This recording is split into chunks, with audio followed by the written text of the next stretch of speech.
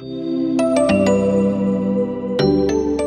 all know that traveling with kids can be extremely stressful if we let it be, but if we're prepared and have the things that we need and think ahead just a little bit, it can be a much better experience for not only us, but our children and the other passengers on the airplane. We'll talk about traveling with kids next. Hello everyone, welcome back to my channel. Today I wanted to do a little bit different type of video for you. I didn't have any really good vlog footage of King's Day for you guys because it was just hectic and there was like 2 million people in the city and I just didn't get any really good footage. So today I wanted to share with you my tips for traveling abroad. The first tip for traveling abroad with children is to make sure that you're prepared with entertainment and snacks. So I know that these are things that you might not necessarily do on a daily basis, which is totally fine. Think of traveling as a special occasion where they can have screen time and they can have snacks that they wouldn't normally have. What you want to do is make traveling or the travel part of your trip an adventure for them and something they look forward to.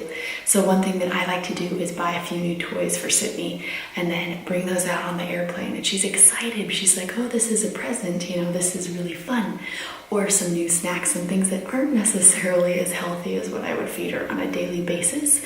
So like some, you know, like vegetable puffs or fruit snacks or things like that that you don't have regularly but are a really fun treat on the airplane. Definitely limit the amount of sugar if you can to just a little bit, because you don't want your kids bouncing off the walls in an airplane or a train. And then of course entertainment, if you have an iPad or an iPhone that you can load their favorite shows onto. There is no shame in doing this because you want to make the travel day enjoyable for not only you and your child, but all of the passengers around you. And yes, their day and how they experience the travel day is not your responsibility. Even if your kid is a disaster, it is not your responsibility to worry about other people on the airplane. Plain and simple.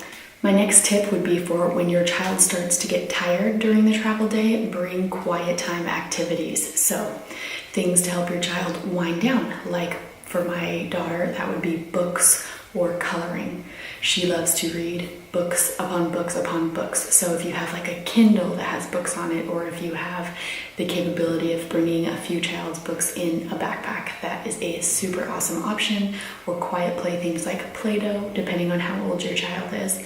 And like drawing, coloring, pencils, markers, stuff like that, that kind of requires a little bit more concentration and just kind of slowing down, and it's not super active or overstimulating like a TV show or eating sugar. The next tip is better for older children, but I would say involve your children in the actual travel. Get a child's map out and you can kind of pinpoint and draw a trail of where you're going and where you're coming from. And it's kind of fun for kids to see where you are throughout the travel. So a lot of times on airlines, they'll have the map on the front of your seat, a digital map where it shows you where you are. So you can show your child on the map, we're right over the ocean right now, or we're right all over a mountain range, or right over a lake, or whatever. It's kind of fun if your child's old enough to really understand that, to involve them in the actual travel that's happening. And then you can also tell them about the details of the flight. We're up in 30,000 feet in the air. Do you know how high that is?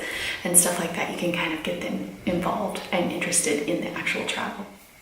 The last tip I will give you is bring a few of your child's comfort items on the airplane. If there's a point where they start feeling stressed or they're overtired or anything like that, a good way to kind of help them calm down, other than just having them on you and like doing what you can do to comfort them and stay calm yourself, because that is the biggest thing. But make sure you have a few of their comfort items, whether that's a sleep sack that they like, or a stuffed animal that they like, or a special book that they like, or toy, or there's certain music they might like. See if you can get your kid to wear headphones. Try headphones out for the few weeks before you travel and see if you can get your kid used to wearing headphones. If you can definitely let them listen to some soft music and try and doze off. Bring a pillow that they like. Just bring some items that you know your kid loves and associates with comfort or bedtime to help them de-stress or to help them fall asleep when needed. All right, so I hope these tips were helpful for you. These are the things that we did, and we had a really successful 10-hour flight with our daughter. So I hope that you guys found these helpful. Give me a thumbs up if you like these tips, and I will talk to you guys on Friday with a nutrition chat. Take care.